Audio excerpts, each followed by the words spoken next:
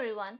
तो आज हम बात करने वाले हैं about chapter 1 of the transfer of property act. इसके पहले हम एक वीडियो कर चुके हैं जिसमें हमने बात किया है अबाउट द इंट्रोडक्शन के ट्रांसफर ऑफ प्रॉपर्टी एक्ट की हमें क्यों ज़रूरत थी, क्यों आया ट्रांसफर ऑफ प्रॉपर्टी, और इन शॉर्ट हमने उसे समझने का कोशिश किया कि ट्रांसफर आखिर होता क्या है।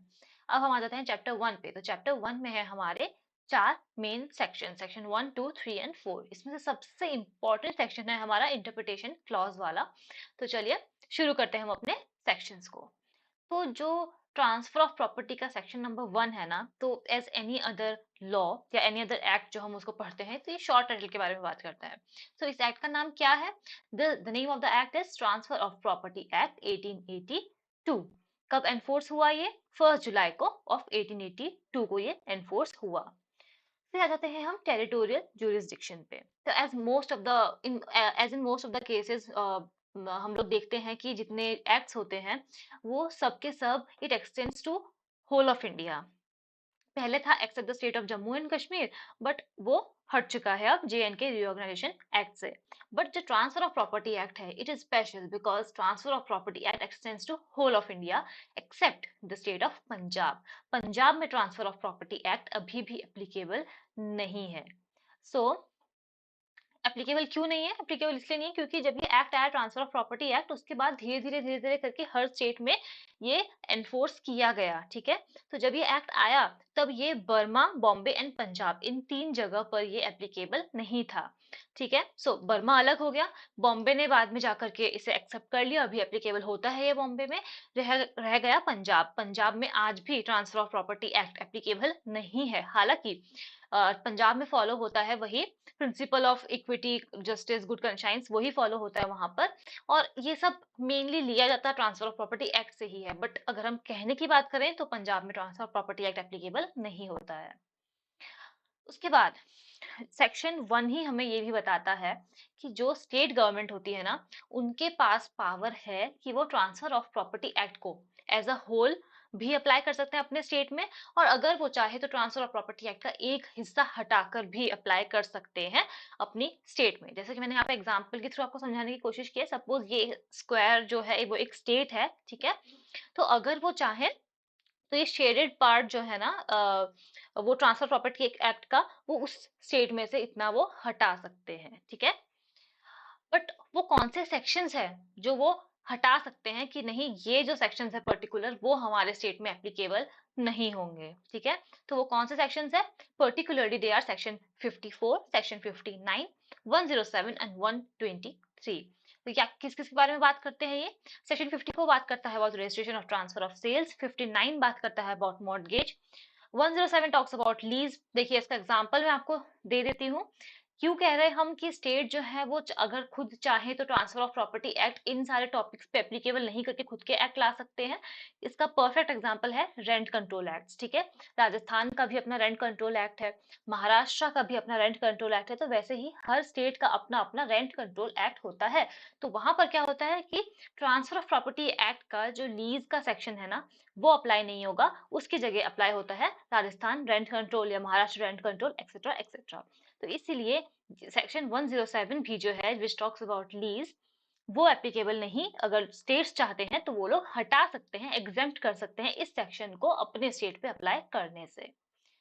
फिर आ जाते हैं हम सेक्शन नंबर 1, 2, 3 पे। ठीक है, 1, 2, 3 किस बारे में बात करता है? ट्रांसफर ऑफ गिफ्ट्स के बारे में बात करता है ये। ठीक है, तो ये जितने भी होते हैं ना सेक्शन जो हमने देखे अभी, सेक्शन 107, 1, 2, 3, 59 एंड 54, ये सभी सेक्शन है अगर स्टेट चाहे तो वो इन सारे सेक्शन पे अपने खुद के लॉज बना सकती हैं। वो चाहे तो इनमें से कुछ कुछ हटा सकती हैं लॉज, कुछ कुछ जो सेक्शन है उनको हटा सकती हैं, वो चाहे तो सारे ही सेक्शन पे अपने खुद के लॉज बना सकते हैं। ठीक है, ऑल्सो अगर बात होती है सपोज कि कोई एक स्पेशल लॉ है और एक ट्रांसफर ऑफ प्रॉपर्टी एक्ट है। ठीक है, तो ट्रांसफर ऑफ प्रॉपर्टी एक्ट क्या है? It is a general law. और अगर किसी स्टेट ने कोई स्पेशल लॉ बनाया है, ठीक है, तो वो special law will prevail over the transfer of property act. ये भी बताता है हमारा section number 1 of the transfer of property act हमें। That is all about section number 1। I hope it is clear. अब हम आ जाते हैं सेक्शन नंबर 2 पे। सेक्शन नंबर 2 बात करता है about repeal of acts, savings of certain enactments, incidents, rights, liabilities etcetera. ठीक है, तो जब भी ट्रांसफर ऑफ प्रॉपर्टी एक्ट आया था ना, when the transfer of property act came into force, उससे पहले कुछ पर्सनल लॉज, कुछ ऐसे कस्टम्स थे जो हम फॉलो करते आ रहे थे, ठीक है। कुछ ऐसे लॉज थे जिनके बेसिस पे हम लोगों का ट्रांसफर ऑफ प्रॉपर्टी उस वक्त होता था। बट जब ट्रांसफर ऑफ प्रॉपर्टी एक्ट आया तो क्या हुआ, वो सारे जो कस्टम्स थे, वो सारे जो ओल्ड लॉज थे, वो हट गए, ठीक है। तो सेक्शन 2 हमें बताता है कि जो भी ओल्ड लॉज थे ना, जो ट्रांसफर ऑफ प्रॉपर्टी के साथ डील कर रहे थे, वो सब हो जाते हैं रिपील। बट ऐसे कुछ एग्जिस्टिंग इनेक्टमेंट्स हैं जो रिपील नहीं हुए, ठीक है। तो अब हम देख लेते हैं कि ऐसे कौन से इनेक्टमेंट्स हैं या फिर ऐसे कौन से कस्टम्स हैं, ऐसे कौन से स्टैट्यूट्स हैं जो आज तक रिपील नहीं हुए हैं, ट्रांसफर प्रॉपर्टी एक्ट आ गया है उसके बाद भी। तो नंबर वन ये बात करता है about the acts and statutes not expressly repealed. मतलब कि ट्रांसफर ऑफ प्रॉपर्टी एक्ट ने कहा कि जो ओल्ड लॉज या कस्टम्स है वो सब हो जाएंगे रिपील, ठीक है। बट अगर ट्रांसफर ऑफ प्रॉपर्टी एक्ट ने किसी एक पर्टिकुलर लॉ के बारे में एक्सप्रेसली मेंशन नहीं किया है, तो ऐसे एक्ट्स या फिर ऐसे स्टैट्यूट्स जो हैं वो आज तक रिपील नहीं हुए हैं। जैसे कि the Bengal regulation number 8 of 1819, ये आज भी एप्लीकेबल होता है, रिपील नहीं हुआ, क्योंकि ट्रांसफर ऑफ प्रॉपर्टी एक्ट ने एक्सप्रेसली ये नहीं कहा कि हमें उसको रिपील करना है। दूसरी बात, term incidents of contract of constitution of property, ठीक है। तो ट्रांसफर ऑफ प्रॉपर्टी के आने से पहले बहुत सारे कॉन्ट्रैक्ट हुए होंगे, बहुत सारे ट्रांसफर्स हुए होंगे, ठीक है। तो जो ट्रांसफर प्रॉपर्टी एक्ट के आने से पहले जो चीजें हुई थी ना, उसके साथ ट्रांसफर प्रॉपर्टी एक्ट इंटरफेयर नहीं करता है, ठीक है। विच डज नॉट इंटरफेयर, जो भी जो पहले के जो कॉन्ट्रैक्ट्स थे या फिर कॉन्स्टिट्यूशन ऑफ प्रॉपर्टी था, वो जो चीजें ट्रांसफर ऑफ प्रॉपर्टी एक्ट के साथ इंटरफेयर नहीं करती हैं, वो सारी ही चीजें अभी भी वैलिड हैं, ठीक है। सो जो ट्रांसफर प्रॉपर्टी के साथ कॉन्ट्राडिक्ट नहीं कर रही हैं, वो सभी चीजें अभी भी वैलिड चल रही हैं। Then number 3 is the rights liabilities relief created before commencement of this act, ठीक है। तो जो ट्रांसफर ऑफ प्रॉपर्टी एक्ट है ना, वो रेट्रोस्पेक्टिव नहीं है। Therefore, the rights or liabilities which existed before the commencement of TPA remains unaffected. TPA transfer of property act के आने से पहले अगर किसी की सपोज कोई राइट्स थी, कोई लाइबिलिटीज थी, उनके ट्रांसफर प्रॉपर्टी एक्ट के आने से पहले कोई सेल हुई होगी, कहीं पे कोई लीज हुआ होगा, कुछ मॉर्गेज किया गया होगा प्रॉपर्टी को, तो उस वक्त जो राइट्स और लाइबिलिटीज बनी थी ना, वो ट्रांसफर प्रॉपर्टी एक्ट के आने के बाद भी एज इट इज है, क्योंकि transfer of property act retrospective नहीं है। Then fourthly, transfer by operation of law, ठीक है। Transfer by operation of law क्यों, ये मैंने आपको इंट्रोडक्टरी क्लास में भी अच्छे तरीके से समझाया है कि जब हम बात करते हैं अबाउट ट्रांसफर ऑफ प्रॉपर्टी, तो हम दो यहाँ पर सिचुएशंस देखते हैं। एक तो होता है transfer bye act of the parties और एक होता है transfer by operation of law. Act of the parties में दो लिविंग पार्टीज के बीच में ट्रांजैक्शन होता है, ट्रांसफर होता है of property. And transfer by operation of law में क्या होता है कि सपोज एक विल है, एक पर्सन है, उन्होंने अपनी विल बनाई है कि मेरे जाने के बाद सो एंड सो पर्सन को मेरी प्रॉपर्टी मिल जाएगी, ठीक है। तो जब तक वो जिंदा है ना, तब तक वो प्रॉपर्टी नहीं जाएगी ट्रांसफरी को, जब ट्रांसफरर की डेथ होगी उसके बाद ही वो जाएगी। इसका मतलब क्या है, it is happening bye operation of law. यहाँ पे दो पर्सन लिविंग क्योंकि नहीं है, तो वो ट्रांसफर ऑफ प्रॉपर्टी एक्ट के अंदर नहीं आता है, ठीक है। ये बात हमने अच्छी तरीके से देख ली है कि ट्रांसफर ऑफ प्रॉपर्टी एक्ट सिर्फ और सिर्फ गवर्न करता है उन सारे ट्रांसफर्स ऑफ प्रॉपर्टी को जो होते हैं act of the parties between two living persons, मतलब इंटरवीवोस, ठीक है। बट कुछ स्पेशल लॉज होते हैं, ठीक है, जो ट्रांसफर ऑफ प्रॉपर्टी के साथ हो सकता है कि कंफ्लिक्ट करें, तो वो स्पेशल लॉज जो होते हैं ना, वो प्रिवेल करेंगे। इसका सीधा साधा अगर मैं आपको एग्जांपल दूं, तो वो होता है मुस्लिम लॉ में, ठीक है। तो अब हम देख लेते हैं। तो मैं आपको बता दूं कि जो हमारा चैप्टर 2 है ना, transfer property act from section number 5 to 53A, वो मुस्लिम लॉ पे अप्लाई नहीं होता है, मोहम्मदन लॉ में वो एप्लीकेबल नहीं होता है। क्यों नहीं होता, वो मैं आपको बताती हूँ, ठीक है। मुस्लिम लॉ में हम बात करते हैं वक्फ। वक्फ में क्या होता है कि वो लोग जो है वो प्रॉपर्टी को हमेशा के लिए टाई अप कर सकते हैं, ठीक है। सपोज कोई रिलीजियस पर्पस है, उसके लिए उन्होंने अपनी प्रॉपर्टी को दे दिया, ठीक है। तो वो प्रॉपर्टी हमेशा के लिए टाई अप हो जाती है, वो नॉन ट्रांसफरेबल बन जाती है। बट अगर हम ट्रांसफर ऑफ प्रॉपर्टी एक्ट के बारे में बात करें, तो सेक्शन नंबर 14 हमें ये कहता है, it talks about rule against perpetuity. इसका मतलब क्या है कि रूल अगेंस्ट परपेचुइटी ये कहता है कि हम किसी भी प्रॉपर्टी को इनडेफिनिट पीरियड के लिए बांध के नहीं रख सकते हैं, ठीक है। हम हमेशा के लिए किसी प्रॉपर्टी को टाई अप करके नहीं रख सकते, बिकॉज हमारी इकोनॉमी के लिए ही वो सही नहीं है। तो ट्रांसफर ऑफ प्रॉपर्टी एक्ट कहता है कि rule against perpetuity is applicable, और हम लोग हमेशा की प्रॉपर्टी नहीं बांध सकते हैं। बट मुस्लिम लॉ कहता है कि हम लोग हमेशा के लिए एक प्रॉपर्टी को बांध कर, टाई अप करके किसी को देकर छोड़ सकते हैं, ठीक है, वो नॉन ट्रांसफरेबल बन जाएगी। तो यहाँ क्या हो रहा है, मुस्लिम लॉ और ट्रांसफर ऑफ प्रॉपर्टी एक्ट के बीच में कॉन्फ्लिक्ट हो रहा है। बट बिकॉज मुस्लिम लॉ क्या है, मुस्लिम्स का स्पेशल लॉ है, इसीलिए मुस्लिम लॉ विल प्रिवेल और ट्रांसफर ऑफ प्रॉपर्टी एक्ट यहाँ पर एप्लीकेबल नहीं होगा, ठीक है। सो इवन दो मुस्लिम लॉ का जो ये वक्फ का जो पार्ट है, ये कॉन्ट्रेरी है to the transfer of property act, but still ये वैलिड है, ठीक है। सो ये हमें समझाना चाह रहा है चैप्टर नंबर 2 कि ऐसे बहुत सारे कस्टम्स है या फिर पहले के जो ओल्ड स्टैट्यूट्स हैं अभी भी वो प्रिवेल करते हैं, और किन किन सिचुएशंस में करते हैं वो अब हम देख चुके हैं under section number 2 of the transfer of property act. Now section number 3 जो है ना वो बहुत वास्ट है, और उसे हमें बहुत अच्छे से समझने की जरूरत है। तो हम सीधा अब आ जाते हैं पहले सेक्शन नंबर 4 पे। तो section number 4 talks about enactments relating to contract to be taken as part of contract act. इसका मतलब क्या है, ठीक है। तो ये जो सेक्शन है वो दो पार्ट्स में डिवाइड किया गया है। सो जिसका पार्ट नंबर 1 है, ये क्या कहता है, ये हमें सिंपली ये कहता है कि एक जो ट्रांसफर ऑफ प्रॉपर्टी होता है ना उसमें बहुत सारे कॉन्ट्रैक्ट के एलिमेंट्स होते हैं, ठीक है। कैसे, दो पर्सन है, एक ट्रांसफरर है एक ट्रांसफरी है, ठीक है। मैंने किसी को ऑफर दिया कि आप मेरी प्रॉपर्टी ले लो, सामने वाले ने एक्सेप्ट किया, फिर उसने मुझे दिए पैसे, हो गया कंसिडरेशन। तो यहाँ पे क्या हो रहा है, यहाँ पे एग्रीमेंट ही तो बन रहा है, एग्रीमेंट बन रहा है, कंसिडरेशन हो रहा है एक दूसरे के बीच में, और प्रॉपर्टी का कन्वेयंस हो रहा है, ठीक है। लास्ट में क्या हो रहा है, कॉन्ट्रैक्ट बन रहा है, और फिर वो प्रॉपर्टी एक पर्सन से दूसरे पर्सन के पास ट्रांसफर हो रही है। तो ये सारी चीजें क्या है, ये सारी चीजें हैं एलिमेंट ऑफ कॉन्ट्रैक्ट, एक कॉन्ट्रैक्ट का ही ये सब एलिमेंट है, ठीक है। So all the provisions of TPA which is related to contract shall be a part of Indian Contract Act। इसका मतलब क्या है, सपोज कोई भी ऐसा term Indian transfer of property act में सपोज ऐसा भी कोई भी टर्म यूज किया गया है जिसका meaning transfer of property act में अगर नहीं दिया गया है, तो हम उसका मीनिंग जाकर देखेंगे इंडियन कॉन्ट्रैक्ट एक्ट में, ठीक है। जैसे कि सपोज अगर कहीं पे ट्रांसफर प्रॉपर्टी एक्ट में कंसिडरेशन की बात हुई होगी, तो हम जाकर देख लेंगे इंडियन कॉन्ट्रैक्ट एक्ट में कि कंसिडरेशन क्या होता है। Suppose transfer of property act में ये नहीं दिया गया है कि एक कॉन्ट्रैक्ट क्या होता है, तो हम डेफिनेशन जाकर देखेंगे इंडियन कॉन्ट्रैक्ट एक्ट में। It is as simple as that. तो पार्ट 1 जो है ना इस सेक्शन का, सेक्शन 4 का, वो ये समझाता है। अब आते हैं हम पार्ट 2 में, ठीक है। जब पार्ट 2 है ना वो बात करता है about Indian registration act, part 1 का करता है about Indian contract act, part 2 बात करता है अबाउट इंडियन रजिस्ट्रेशन एक्ट। वो कैसे, कि जब हम पढ़ते हैं अबाउट ट्रांसफर ऑफ प्रॉपर्टी तो इसमें हम देखते हैं कि सेल भी होती है, लीज भी होती है, मॉर्गेज भी होती है प्रॉपर्टी, या फिर हम प्रॉपर्टी को गिफ्ट में भी दे सकते हैं। तो अब हम आगे जाकर पढ़ेंगे कि कितने कितने वैल्यू से ज्यादा की अगर आपकी प्रॉपर्टी है तो उसका रजिस्ट्रेशन करना कंपलसरी है, ठीक है। तो ये जो हमारा ट्रांसफर ऑफ प्रॉपर्टी एक्ट है ना, वो हमें पूरा प्रोसीजर नहीं बताएगा कि आपको यहाँ जाना है, ऐसे करना है, ये प्रोसीजर अप्लाई होगा, नहीं, वो पूरा नहीं बताएगा। तो अगर कहीं पर भी रजिस्ट्रेशन की बात हो रही है तो हम कहाँ जाएंगे, हम जाएंगे इंडियन रजिस्ट्रेशन एक्ट पे, ठीक है।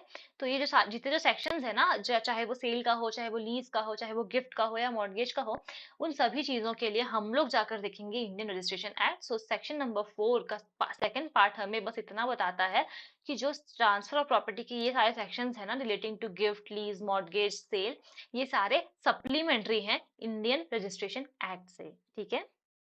कि यहाँ पर अगर कहा गया है कि रजिस्ट्रेशन होगी तो कैसे होगी वो जाकर हम देखेंगे इंडियन रजिस्ट्रेशन एक्ट के अंदर, ठीक है।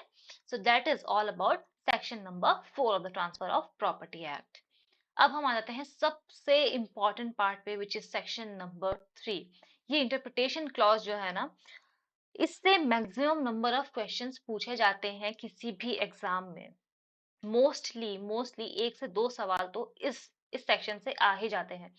पूछ लिया जाता है इमूवेबल प्रॉपर्टी क्या है, मूवेबल प्रॉपर्टी क्या है, या फिर इसकी डेफिनेशन, इस पर्टिकुलर चीज की डेफिनेशन हमें कहाँ मिलेगी, कौन सी चीजें इनमें से है जो इमूवेबल है, कौन सी मूवेबल है। तो ये सारी चीजें अब हम जाकर देखेंगे सेक्शन नंबर 3 में। तो चलिए देखते हैं सेक्शन नंबर 3। चलिए तो अब आते हैं सेक्शन नंबर 3 पे। सेक्शन नंबर 3 का सबसे इम्पोर्टेंट जो पहला हम डेफिनेशन या फिर इंटरप्रिटेशन पढ़ने वाले हैं वो है अबाउट द इमूवेबल प्रॉपर्टी। तो ये हमने देख लिया कि ट्रांसफर ऑफ प्रॉपर्टी एक्ट जो है वो कुछ सेक्शंस को छोड़ के, कुछ केसेस को छोड़ के होली अप्लाई होता है मूवेबल इमूवेबल प्रॉपर्टी के ट्रांजैक्शंस पे, ट्रांसफर्स पे। ठीक है, क्यों होता है? बिकॉज मूवेबल प्रॉपर्टी के लिए हमारे पास है सेल्स ऑफ गुड्स एक्ट और इमूवेबल प्रॉपर्टी के लिए हमारे पास है ट्रांसफर ऑफ प्रॉपर्टी एक्ट। अब हम देख लेते हैं इमूवेबल प्रॉपर्टी आखिर होती क्या है। ठीक है, तो अगर हम ट्रांसफर ऑफ प्रॉपर्टी एक्ट को देखते हैं ना, तो ट्रांसफर ऑफ प्रॉपर्टी एक्ट ये कहता है कि immovable property does not include immovable property does not include standing timber, growing crops और grass। इसको तो आप, मैं कह रही हूँ, रट ही लो। ये बार बार हर एग्जाम में पूछा जाता है, बहुत सारे एग्जाम में बार बार पूछा जाता है इमूवेबल प्रॉपर्टी क्या होती है, क्या नहीं होती है। ठीक है, तो ये जो सेक्शन है ना वो हमें क्लियरली नहीं बताता है कि इमूवेबल प्रॉपर्टी क्या होती है।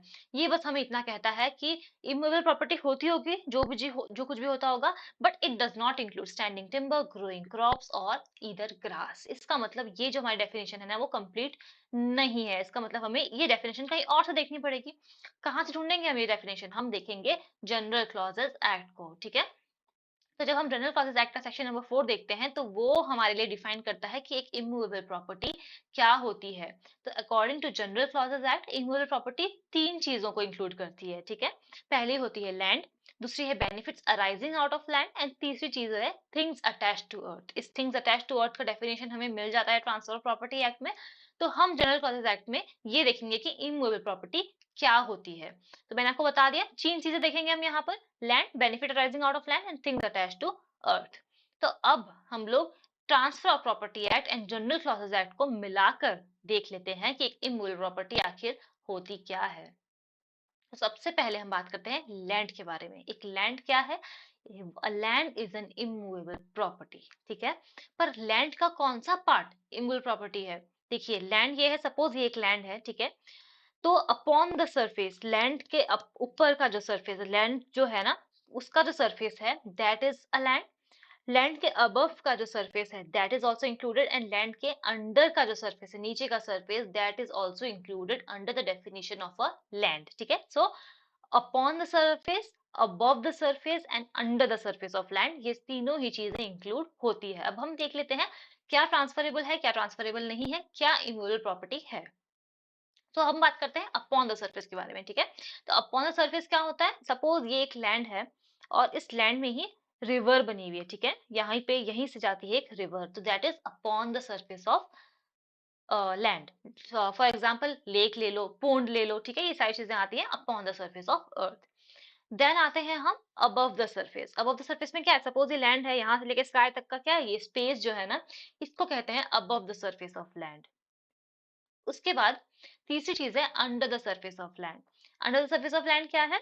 ये एक लैंड है, इसके नीचे का जितना पार्ट होगा ना, इस लैंड के नीचे का जितना पार्ट, सपोज कोई कोल माइन है या फिर कोई अंडरग्राउंड वाटर है, कोई अंडरग्राउंड स्ट्रीम है। ठीक है, तो ये सारी चीजें जो है ना वो सब आएगी under the surface of the land में। तो लैंड क्या इंक्लूड करता है? Upon the surface, above the surface and under the surface. ठीक है, तब हम ये देख लेते हैं कि इसमें इमूवेबल प्रॉपर्टी आखिर है क्या। लैंड तो हमने देख लिया कि land is an immovable property. ठीक है, अब उसमें क्या क्या इंक्लूडेड होता है। ठीक है, तो पहली बात ये कि अगर सॉइल है, मिट्टी है अगर, और वो जब तक उस मिट्टी को हम उस लैंड से रिमूव नहीं करते हैं, वो जमीन से जुड़ी रहती है, तब तक वो मिट्टी, वो सॉइल, वो मड जो है वो क्या है? इमूवेबल प्रॉपर्टी है। दूसरी बात ये कि अब आप सोचेंगे कि जो एक रिवर है या फिर सपोज एक रिवर है या फिर कोई सी है। ठीक है, उसका जो पानी है वो तो बहते जाता है कॉन्स्टेंटली, तो क्योंकि वो बह के कहीं और जा रहा है तो हम ये सोच सकते हैं ना कि ये एक मूवेबल प्रॉपर्टी है। ठीक है, बट ये आंसर गलत है। जो रिवर होती है ना, वो हो सकता है कि वो अपनी कोर्स भी चेंज कर ले, बट क्या हम उस पूरी रिवर को उठा के कहीं और लेके जा सकते हैं? नहीं। मैं आपसे कहूँ कि ये जो रिवर गंगा है, एक काम करते हैं, इसको उठा के टोटली शिफ्ट कर देते हैं श्रीलंका में, तो क्या हम इसको कर सकते हैं? हम नहीं कर सकते हैं। इवन दो हो सकता है कि हम एक बॉटल में उसका पानी भर के हम ला सकते हैं गंगा जल, बट क्या हम उस पूरे रिवर को ही उसका रूट चेंज करके उसे कहीं और शिफ्ट कर सकते हैं? हम नहीं कर सकते हैं। ठीक है, तो इवन दो एक रिवर का वाटर जो होता है वो मूविंग होता है, बट स्टिल वो क्या होता है? It's an immovable property.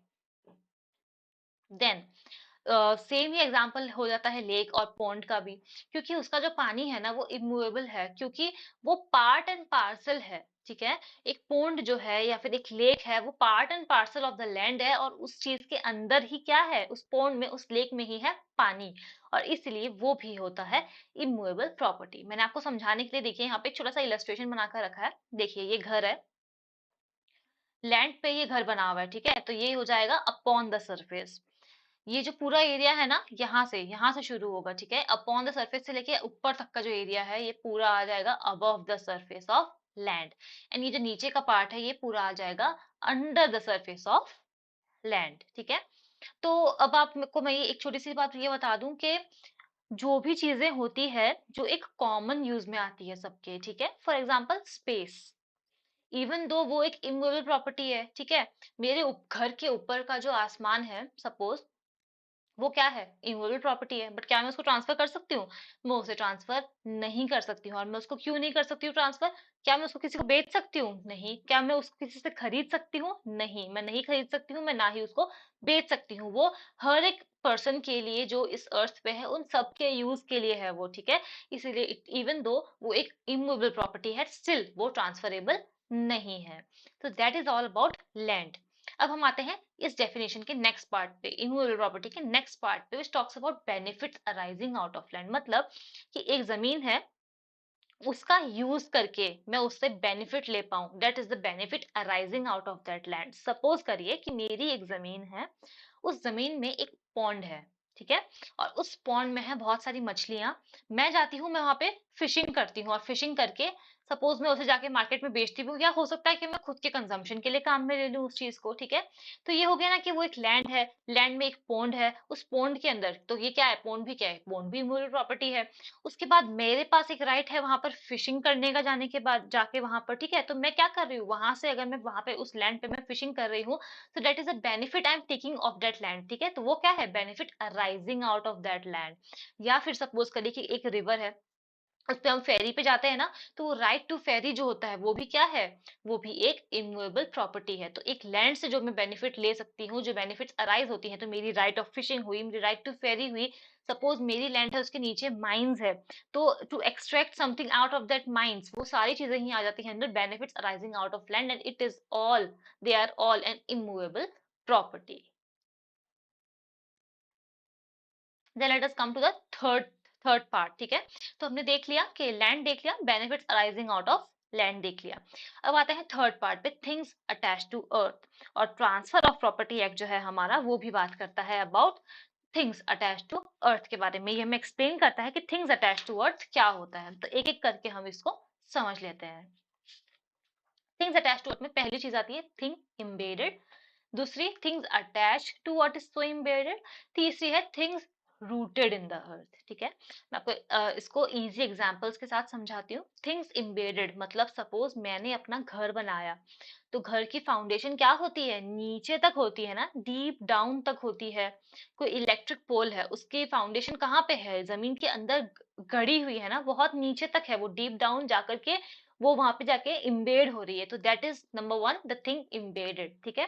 Then number two comes things attach to what is so embedded. मैंने अपना घर बनाया, घर की फाउंडेशन है, तो वो चीज हो गई थिंग इम्बेडेड, वो घर हो गया थिंग इम्बेडेड। अब थिंग्स अटैच्ड क्या हुआ, मैंने उस घर में लगाई है खिड़की दरवाजे, ठीक है, अपने एंजॉयमेंट के लिए, तो वो सारी चीजें आ जाती हैं things attached to what is so embedded. पर जरूरी नहीं है कि जो जो चीजें मैंने अपने घर में लगाई है वो सारी ही चीजें इमूवेबल हो, कैसे वो हम आगे देखेंगे, ठीक है। And third thing is things rooted in the earth. Root क्या होती है, किसकी रूट्स होती हैं अंदर, जो लैंड है उसके अंदर किसकी किसकी रूट्स होती हैं, ऑब्वियस सी बात है प्लांट्स की। प्लांट हो सकता है, ट्री हो सकता है, श्रब्स हो सकते हैं, ठीक है। तो ये सारी चीजें आ जाती हैं थिंग्स रूटेड इन द अर्थ में। अब एक एक करके इनको देख लेते हैं। तो पहले हम आते हैं थिंग्स एम्बेडेड पे। जो भी चीजें इम्बेडेड होती है, जैसे कि हाउस हो गई, कोई बिल्डिंग हो गया, कोई इलेक्ट्रिक पोल हो गया, ठीक है, तो वो सारी चीजें वहां पर हम परमानेंटली लगा रहे हैं ना। सपोज मुझे अगर घर बनाना है, एक लैंड है जहाँ पे मैं अपना घर बना रही हूँ, तो ऐसा तो नहीं है कि मैं बना रही हूँ कि ठीक है आज बना लेते हैं कल तोड़ देंगे, नहीं ना, वो मैं परमानेंटली वहां पर बनाना चाह रही हूँ, तो that is something which is embedded in the earth, and वो हो जाती है मेरी इमूवेबल प्रॉपर्टी, ठीक है। तो मेरा घर क्या है? मेरा घर एक इमूवेबल प्रॉपर्टी है। बट सपोज करें कि मैंने अपने घर में पानी भरने के लिए एक मशीन लगाई है। वो मशीन एक ही जगह रखी हुई रहती है, नट्स एंड बोल्ट से उसको मैंने फिक्स करके रखा हुआ है। बट क्या वो एक ऐसी चीज है कि मैं उसे कभी हटा नहीं सकती हूँ वहां से? नहीं। अगर suppose in future, in the near future, अगर मैं अपना घर चेंज करना चाहती हूँ तो हो सकता है मैं उस मशीन को खोल के ले जाऊंगी अपने साथ कहीं और। ठीक है। तो वो जो मशीन है ना, वो है मूवेबल प्रॉपर्टी। बट जो मेरा घर है ना, वो है इमूवेबल प्रॉपर्टी। वो मशीन मूवेबल क्यों है? क्योंकि मैं उसे हटा के कहीं और लेके जा सकती हूँ। So that is all about things embedded. Now let us come to things attached to what is so embedded. ठीक है, तो मेरा घर है thing embedded, और मैंने अपने घर में लगाए हैं खिड़की दरवाजे। तो वो खिड़की दरवाजे, क्या अगर मैं दूसरे घर में कभी शिफ्ट होती हूँ तो क्या मैं खिड़की दरवाजे तोड़ के लेके जाऊंगी कि नहीं नहीं मैं यही लेके जाऊंगी, इसी को जाके अपने दूसरे घर में भी लगाऊंगी? नहीं ना।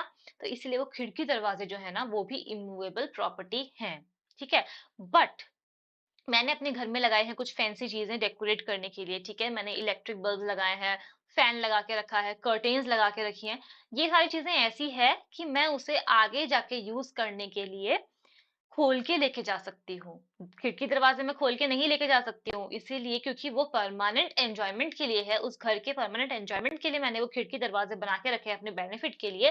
That is why it is an immovable property. But जो मैंने बल्ब लगाया है या फिर फैन लगाया है मैंने, वो सारी चीजें मैं खोल के लेके जा सकती हूँ। वो परमानेंटली अटैच्ड नहीं है। बल्ब अगर खराब हो गया तो मैं उसे खोल के फेंक दूंगी, दूसरा बल्ब लेकर आऊंगी, है ना।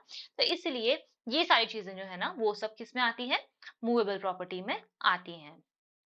And lastly we talk about things rooted in the earth. ठीक है। तो जब हम things rooted in the earth के बारे में बात करते हैं तो हम यहाँ पे प्लांट्स, ट्रीज, श्रब्स के बारे में बात करते हैं।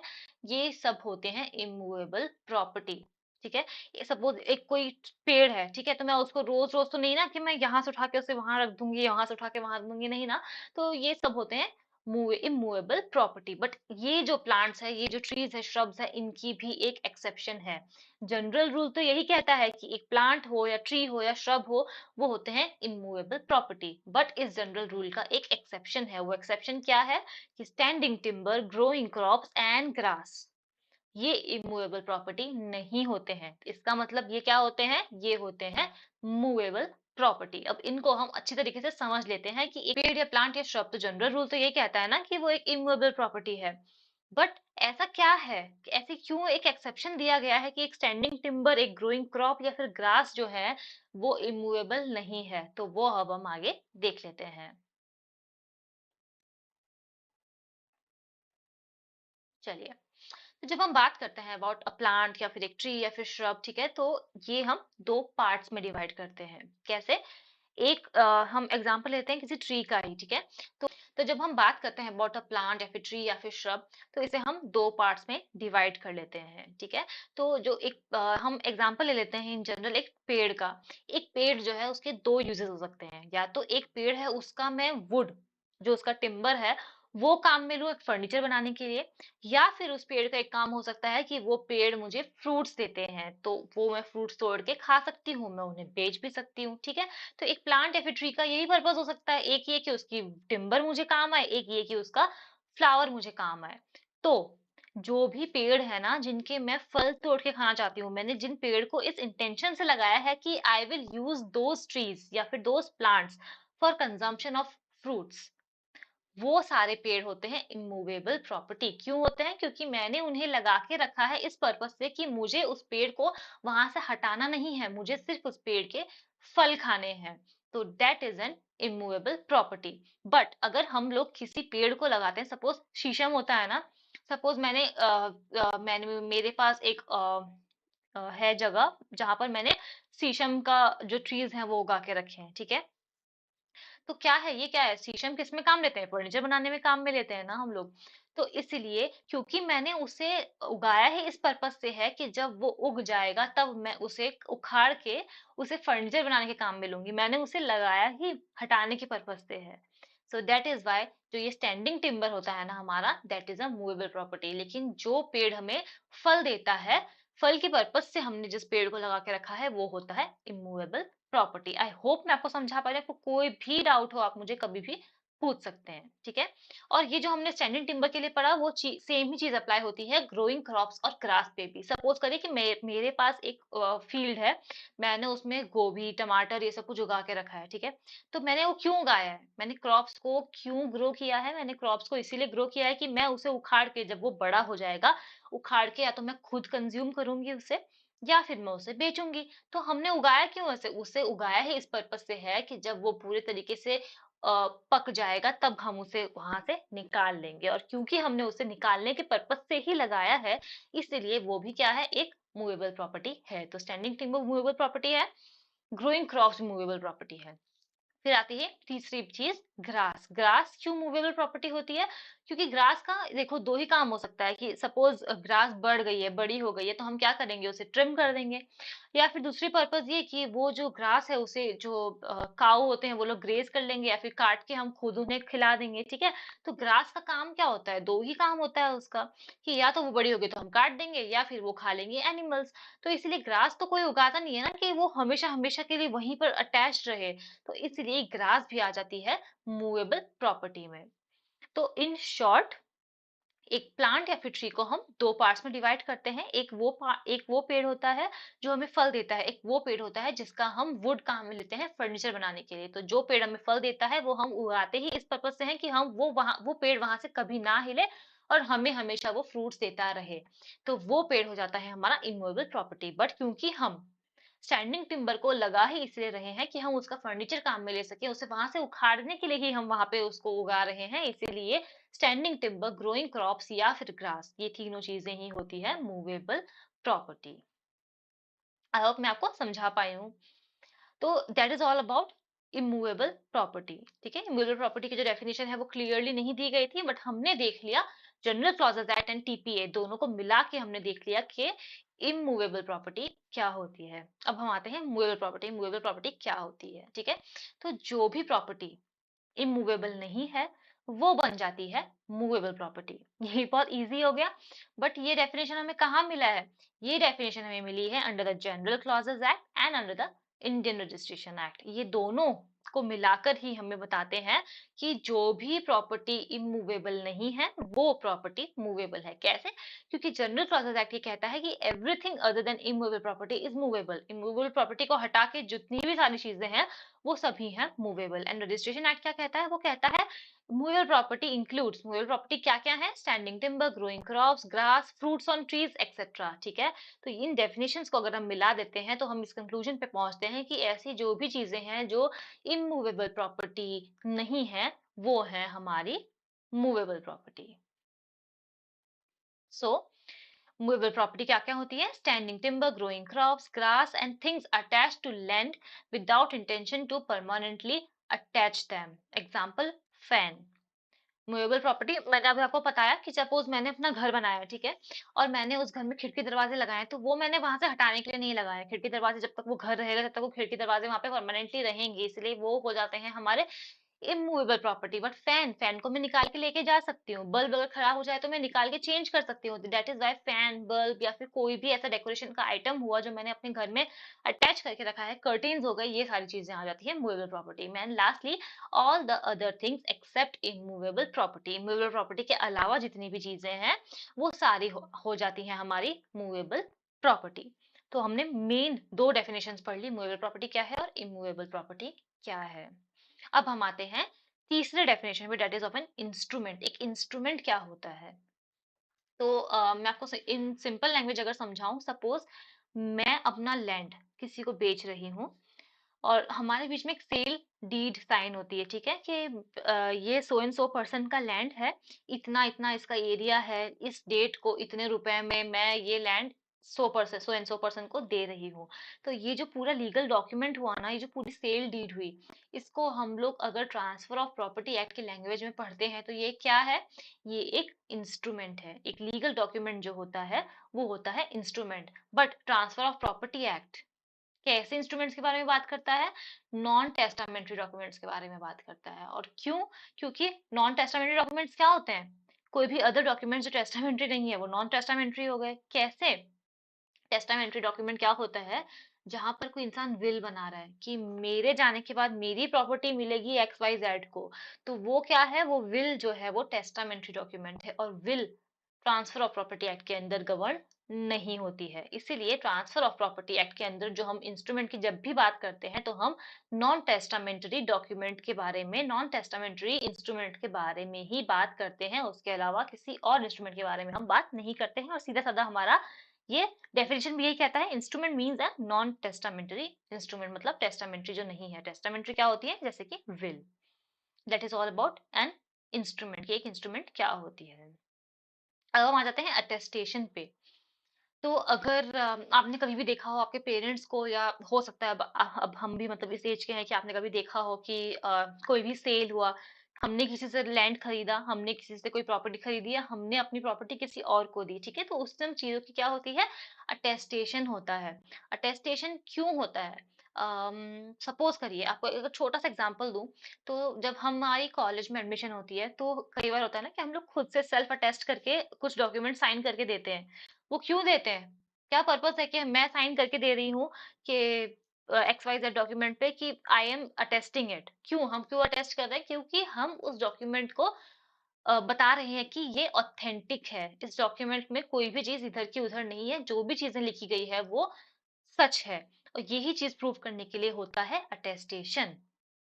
इस अटेस्टेशन का एक प्रोसीजर होता है, ठीक है, ये तो मैंने आपको इन शॉर्ट समझाया है कि अटेस्टेशन क्या होता है, क्यों होता है। बट अगर हम लोग ट्रांसफर ऑफ प्रॉपर्टी एक्ट के बारे में बात करें, तो अटेस्टेशन का थोड़ा सा लंबा प्रोसीजर होता है। कैसे, वो इस इलस्ट्रेशन की मदद से हम समझते हैं, ठीक है। तो यहाँ पर बात हो रही है कि एक A and B are husband and wife, and उनका एक बच्चा है सी। तो ये है हमारे एक पार्टी, ठीक है, A B and C, wife है, हस्बैंड है और बच्चा है।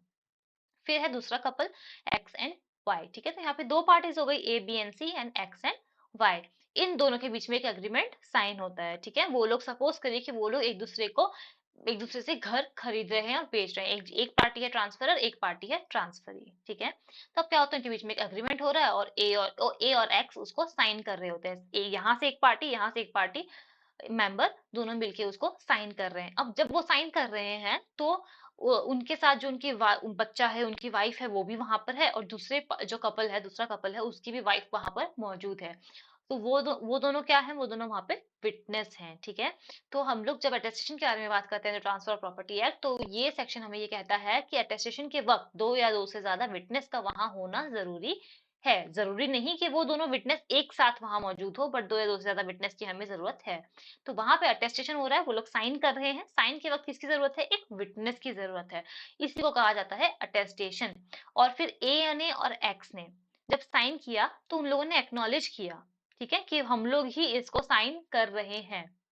Then attesting witness B and Y will also sign in front of them, ठीक है। जो विटनेसेस है ना, वो लोग भी साइन करेंगे ए एंड एक्स के सामने, कि हाँ, जब इन लोगों ने साइन किया तब हम लोग वहां मौजूद थे। जरूरी नहीं है कि वो दोनों जो विटनेस हैं वो लोग सेम टाइम पे प्रेजेंट हो, बट उनका साइन जरूरी है। और इस पूरे प्रोसीजर को कहा जाता है अटेस्टेशन। कि दो पार्टीज के बीच में सेल डीड हुई, पार्टीज ने साइन किया ही किया, बट विटनेस, दो या दो से ज्यादा विटनेस भी होने चाहिए जो साइन कर रहे हैं कि हाँ, इन दोनों पार्टीज के बीच में एक डीड, कोई भी इंस्ट्रूमेंट जो है वो साइन हुआ है, और उन्होंने हमारे सामने ही साइन किया है इस चीज को। So that is all about attestation. Now let us come to the next important definition, which is about registration. एक रजिस्ट्रेशन क्या होती है, देखिए बहुत इजी चीज है रजिस्ट्रेशन क्या होती है। हम लोग जब भी खरीदने के लिए जाते हैं, कोई घर खरीदने के लिए जाते हैं, तो क्या होती है, रजिस्ट्री करवाते हैं ना हम उसको, तो वही चीज होती है रजिस्ट्रेशन। तो अब रजिस्ट्री में क्या क्या होता है, सब कुछ लिखा होता है कि ट्रांसफरर कौन है, ट्रांसफरी कौन है, किस डेट को, कितने रुपए में, किस टाइम में, कौन कौन विटनेसेस थे जिनके सामने ये रजिस्ट्रेशन पूरा हुआ है इस प्रॉपर्टी का, ठीक है।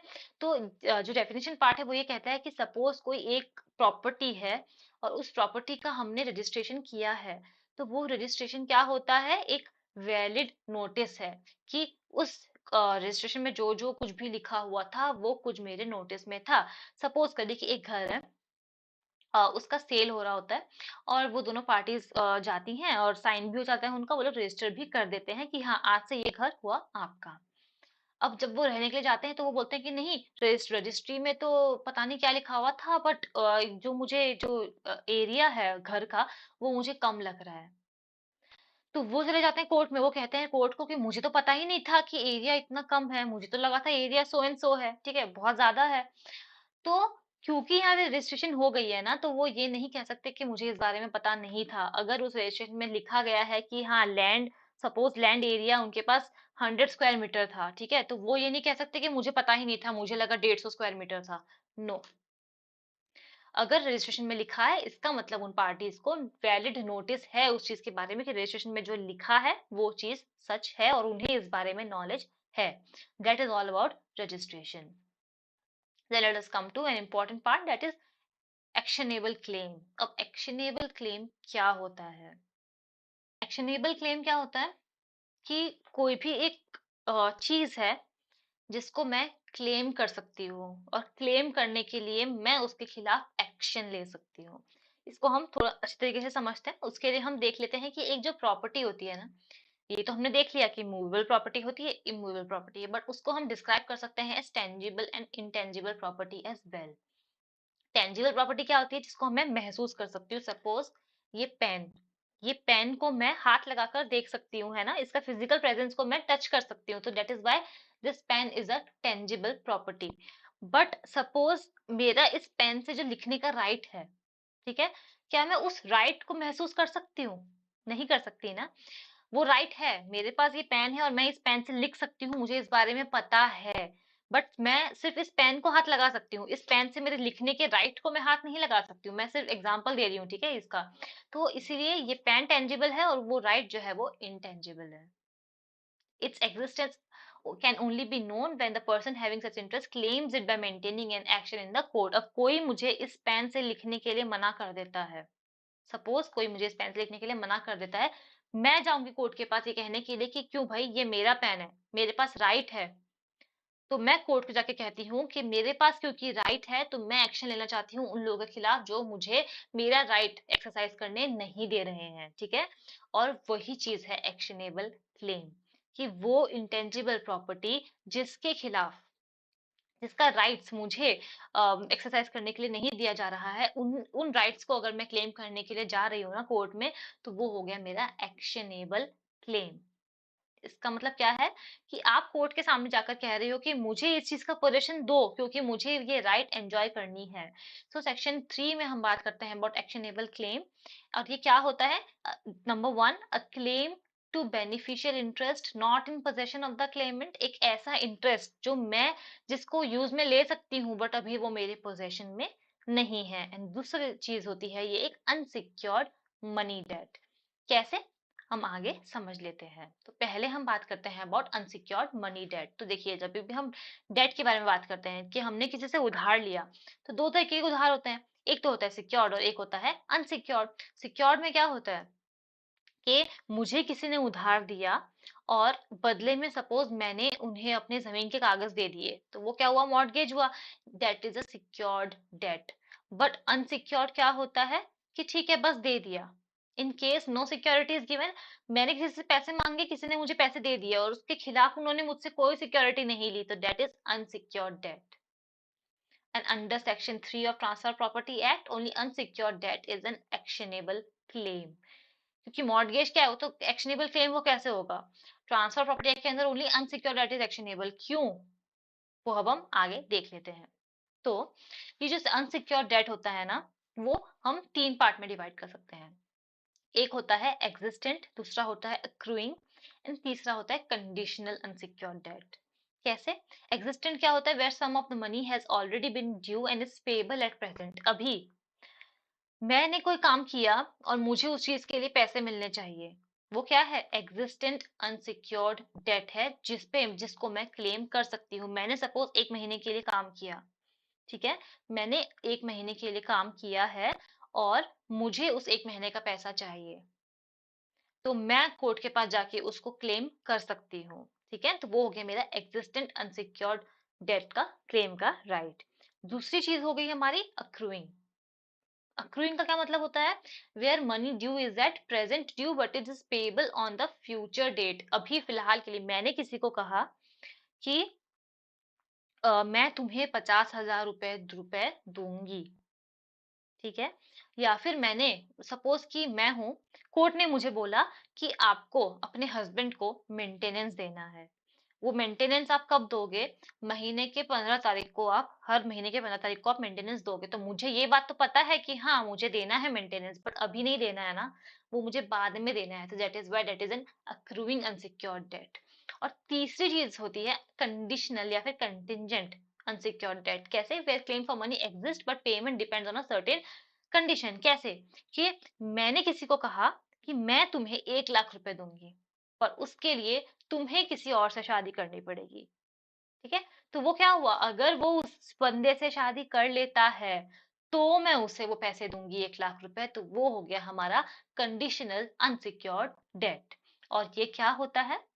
जो भी सिक्योर डेट है, चाहे वो एग्जिस्टेंट हो, चाहे वो अक्रूइंग हो या फिर कंडीशनल हो, वो आता है under section 3 of the transfer of property act. और उनके खिलाफ मैं क्लेम ले सकती हूँ, मैं कोर्ट में जाकर कह सकती हूँ कि ये मेरा राइट है और ये क्लेम मैं, इस राइट को मैं क्लेम कर रही हूँ कि ये पोजीशन मुझे दो, इसका बेनिफिट मुझे लेना है। Now next, claim to beneficial interest not in possession of claimant. ठीक है? तो अभी जब हमने ऊपर पढ़ा था ना, तो हमने क्या देखा था कि एक्शनेबल क्लेम में हाँ दो चीजें होती है, अनसिक्योर्ड मनी डेट भी होता है, claim to beneficial interest not in possession of the claimant भी होता है। तो अनसिक्योर्ड मनी डेट हमने देख लिया। अब हम आ जाते हैं claim to beneficial interest not in possession of the claimant. ठीक है? So number one, where there is a claim to movable property. Number two, where such movable property is in possession of another, जहां पर मेरे पास right है कि मैं claim कर सकूं किसी मूवेबल प्रॉपर्टी को, जहां पर वो मूवेबल प्रॉपर्टी मेरे पास नहीं है, किसी और के पास है। And where the beneficial interest और right of the position of the claimant is recognized by the court. तो ये सारी चीजें आ जाएगी अंदर claim to beneficial interest not in position of the claimant, कि मेरा राइट है किसी प्रॉपर्टी में, पर वो मेरे पास नहीं है, पर वो मुझे मिलनी चाहिए और उसको कोर्ट रिकॉग्नाइज कर लेती है। ये आ जाता है under actionable claim. So therefore a person can claim possession of a movable property of which he has right to possess but is not in possession. कैसे? आपको एग्जांपल देती हूँ। ए एंड बी है, वो लोग एक कॉन्ट्रैक्ट में एंटर होते हैं। ए ने बी को बोला कि मैं तुम्हें गेहूं बेचूंगा। ठीक है? अब वो जो गेहूं है ना, वो मेरी, वो ए के गोडाउन में रखा हुआ है। ए ने बी से कहा और कि मैं तुम्हें गेहूं दूंगा, और वो ए के गोडाउन में रखा हुआ है। ठीक है? नाउ बी के पास ये राइट है, क्योंकि अगर सपोज बी ने उसे पैसा दे दिया है कि ठीक है तुम मुझे 100 किलो दे देना। ठीक है? तो अब बी के पास राइट है कि उसके पास उन गेहूं की बोरी का पोजेशन हो। तो अगर उसे नहीं मिलता है तो वो कोर्ट में जाके क्लेम कर सकता है कि मेरा राइट था, मेरे, हम दोनों के बीच में बात हुई है, मैंने उसे कंसिडरेशन दिया है, उसे मुझे मेरा राइट देना पड़ेगा। तो वो आपके पास राइट है कि आप जाके कोर्ट में क्लेम कर सकते हो। That is all about actionable claim. One more example is claim for money due under insurance policy, या फिर Muslim women's right to claim for her unpaid dower. Dower Muslim marriage के वक्त दी जाती है, सपोज उसे नहीं दिया गया। ठीक है? तो वो उसका राइट है, वो राइट उससे कोई छीन ही नहीं सकता है, क्योंकि मुस्लिम मैरिज क्या होती है, कॉन्ट्रैक्ट होता है। तो वो राइट उससे कोई छीन ही नहीं सकता है। डावर मिलना है मतलब मिलना है। तो अगर सपोज किसी मुस्लिम वुमेन को नहीं मिला है तो वो कोर्ट में जाके क्लेम कर सकती है, और उसी क्लेम, उसी चीज को कहा जाता है एक्शनेबल क्लेम। एक ऐसा क्लेम जिसके खिलाफ आप कोर्ट में जाके एक्शन ले सकते हो। Then one more example is, example, a house was given on rent. The tenant's primary responsibility is to pay rent. ठीक है? एक घर है जो किराए पे दिया हुआ है। तो मेरा काम क्या है, सपोज मैं उसकी किराएदार हूँ। ठीक है? मैंने वो घर किराए पे लेके रखा है। मेरा रिस्पॉन्सिबिलिटी क्या है? रेंट पे करना। ठीक है? और सपोज मैं मना कर देती हूँ कि नहीं नहीं मैं रेंट पे करूंगी ही नहीं, तो मेरे मेरे मना करने से कुछ नहीं होगा ना। जिसने मुझे अपना घर रेंट पे दिया है उनकी भी तो कुछ राइट है कि उनका वो घर है, उनके पास राइट है कि जो बचा हुआ रेंट है वो मुझसे वो ले सकें। ठीक है? तो ये क्या हो गया, ये एक एक्शनेबल क्लेम हो गया। उनका क्लेम है ओवर द रेंट, और वो कोर्ट में जाके उसके खिलाफ एक्शन ले सकते हैं। That is all about actionable claim. So in simple terms, if one does not perform his responsibility it becomes someone's actionable claim. मैंने अगर मेरा पार्ट पूरा नहीं किया किसी भी चीज का, तो दूसरे इंसान को मेरे खिलाफ एक्शन लेने का मौका मिलेगा। And that is all about actionable claim. But मैं आपको बता दूं एक छोटा सा एग्जांपल लेके कि एक्शनेबल क्लेम में क्या इंक्लूड नहीं होगा। सपोज करिए कि एक फादर है जो अपने बच्चे को बस ऐसे ही कह देते हैं कि अगर तुम 10th में 95% एंड अबव लेकर आओगे तो मैं तुम्हें एक बाइक दिलाऊंगा। तो ये क्या हो गया, यहाँ पर तो किसी का मोटिव नहीं है ना कि वो एक कॉन्ट्रैक्ट में एंटर होना चाहते हैं, कि मतलब कोई लीगल ही उनके बीच में बात हो रही है कि नहीं, ये तो मतलब पत्थर की लकीर हो गई, अब इसको कोई नहीं हटा सकता है। नहीं, तो ये छोटी मोटी चीजें जो है वो एक्शनेबल क्लेम में नहीं आती हैं। बट हाँ, अभी जो हमने सारे एग्जांपल्स देखे, इससे आई होप क्लियर हो गया होगा कि एक्शनेबल क्लेम क्या होता है। सपोज इंश्योरेंस पॉलिसी का एग्जांपल हम ले लेते हैं। इंश्योरेंस पॉलिसी क्या होती है कि सपोज मेरे साथ कभी को कुछ हो गया तो मैं उसको क्लेम कर पाऊं। ठीक है, तो वो क्या है, जब तक मेरे साथ कुछ नहीं हुआ और मैं खुद जाके उसको क्लेम नहीं करूंगी तो क्या मुझे उस पॉलिसी का बेनिफिट मिलेगा? नहीं मिलेगा ना। तो बस दैट इज एक्शनेबल क्लेम, कि मेरे साथ कुछ हुआ, मैं क्लेम करना चाहती हूँ इंश्योरेंस पॉलिसी, तो मैं खुद जाके बोलूंगी कि मुझे ये चाहिए, तभी मुझे वो चीज मिलेगी। That is all about actionable claim. Now, this section, section number 3 also talks about notice. तो अब notice क्या होता है? It is very simple. किसी भी चीज की नॉलेज होना किसी को इज नोटिस। अब किसी भी इंसान को दो तरीके के नोटिस हो सकते हैं। ठीक है, दो तरीके से नॉलेज मिल सकता है। एक तो वो जो एक्चुअल है, और एक वो जो कंस्ट्रक्टिव है। मतलब एक ऐसी चीज जो, सपोज मैंने किसी को लिख कर दिया कि इस डेट पे आपको मुझसे मिलने के लिए आना है। ठीक है, सपोज मैं कोई ऑफिसर हूँ, मैंने कहा कि आपको इस डेट पे मुझसे मिलने के लिए आना है, तो वो क्या है, एक एक्सप्रेस नोटिस है कि आपको मुझसे मिलने इस दिन आना है। बट इम्प्लाइड नोटिस क्या होता है? इम्प्लाइड नोटिस एक लीगल प्रिजम्पशन होता है। ठीक है, जहां पर मैंने बोला नहीं है, बट सोचा जाएगा कि अगर कोई रीजनेबली प्रूडेंट पर्सन होगा तो उसे ये चीज पता होगी। तो यहाँ पे प्रिजम्पशन लिया जाता है कि उस बंदे को नोटिस होगा इस चीज का। एग्जाम्पल देती हूँ आपको। सपोज एक सर्वेंट है। ठीक है, तो मास्टर सर्वेंट रिलेशनशिप तो हमने पढ़ा है। तो वहां पर क्या हुआ कि मास्टर, अगर सर्वेंट को अगर नोटिस दिया जाता है तो क्या माना जाता है कि मास्टर को भी इस चीज का नोटिस है, उन्हें पता है। तो मास्टर ये नहीं बोल सकते। तो ये क्या चीज है कि सर्वेंट को अगर नोटिस मिला है, इसका मतलब मास्टर को भी नोटिस होगा। तो ये क्या है, एक इम्प्लाइड नोटिस है। और लॉ इसको प्रिज्यूम कर लेती है कि अगर सर्वेंट को पता है तो मास्टर को पता ही होगा, बिकॉज वो सर्वेंट का काम ही ये है उस मास्टर के लिए काम करना। सो that is implied notice. But अगर मैंने किसी को खुद से जाकर के कुछ पकड़ाया है तो दैट इज एक्सप्रेस्ड नोटिस। अब हम इसको और थोड़ा सा डेप्थ में समझ लेते हैं तो हमें क्लियर समझ आएगा कि यहाँ पे किस बारे में बात हो रही है। So there are certain circumstances which the court presumes that the person concerned is bound to know. कुछ circumstances ऐसी होती हैं कि कोर्ट प्रिज्यूम कर लेती है कि उस इंसान को वो पता होगा ही। He or she cannot say that he had no actual या फिर एक्सप्रेसिव नोटिस। ठीक है, तो इसका सबसे अच्छा एग्जांपल है कि मैं हूँ, मेरे पास एक रजिस्टर्ड लेटर आता है। ठीक है, और मैं उस लेटर को रिसीव करने से मना कर देती हूँ। तो मैं बाद में जाके कोर्ट को ये नहीं कह सकती हूँ कि मैंने तो रिसीव किया ही नहीं था, मुझे तो पता ही नहीं उस लेटर में क्या लिखा था। क्यों? क्योंकि वो एक रजिस्टर्ड लेटर था, तो मेरी जिम्मेदारी थी उस लेटर को रिसीव करना, उस लेटर को पढ़ना। अब वो मतलब नहीं है कोर्ट को कि मैंने उसे रिफ्यूज कर दिया लेने से और मैंने उसे पढ़ा नहीं। कोर्ट ये मान लेगा कि अगर वो लेटर रजिस्टर्ड था, मतलब मुझे, और मैंने अगर मना किया है सामने से कि मुझे नहीं इसको रिसीव करना है, इसका मतलब मुझे नोटिस है इस बारे में। मेरी खुद की विलफुल नेग्लिजेंस थी ना ये, कि मैंने उसे रिसीव करने से मना कर दिया। तो ये माना जाएगा कि मुझे इस चीज के बारे में नोटिस है। एक्सप्रेस नहीं है बट इम्प्लाइड है। ठीक है, then constructive notice is when a person has means of knowing a fact but himself omit to know it. Constructive notice क्या होता है कि जहां पर एक इंसान के पास मीन्स था, मतलब उसके पास तरीके थे किसी चीज को जानने के, बट वो उसकी खुद की कमी की वजह से, उसकी खुद की नेग्लिजेंस की वजह से वो उस चीज को नहीं पहचान पाया। That is constructive notice. इसका एग्जांपल मैं आपको देती हूँ। ये एक लैंडमार्क जजमेंट है, Lloyd Bank Limited versus PE Gajar and company. इसमें क्या होता है कि एक इंसान होता है, वो एक बैंक के पास जाता है अपनी प्रॉपर्टी के पेपर्स लेके। उस बैंक को कहता है कि आप मुझे क्या लोन दे दो, और ये जो मेरी प्रॉपर्टी के पेपर है वो मॉर्गेज पे रख लो। बैंक रखती है उसकी प्रॉपर्टी के पेपर को और उसे लोन दे देती है। कुछ दिनों बाद वो वापस उस बैंक के पास जाता है, वो कहता है कि मैंने जो आपको प्रॉपर्टी के कागज दिए थे ना, आप मुझे कुछ दिनों के लिए वापस दे दो, क्योंकि मेरी किसी से बात हो रही है, कोई मुझसे प्रॉपर्टी खरीदना चाहता है। तो आप मुझे कुछ दिनों के लिए ये कागज दे दो, मैं उसे दिखा के, इंस्पेक्शन करवा के आपको दोबारा लौटा दूंगा। अब बैंक बिना कुछ सोचे समझे उसको वो दे देती है। ठीक है, गौर करिएगा, बैंक ने उसी, वो जो डॉक्यूमेंट उन्होंने उनको लौटाया, उसी डॉक्यूमेंट के बेसिस पे बैंक ने उसे लोन दिया था, बट बैंक इग्नोर करती है, बैंक उसे दे देती है वो।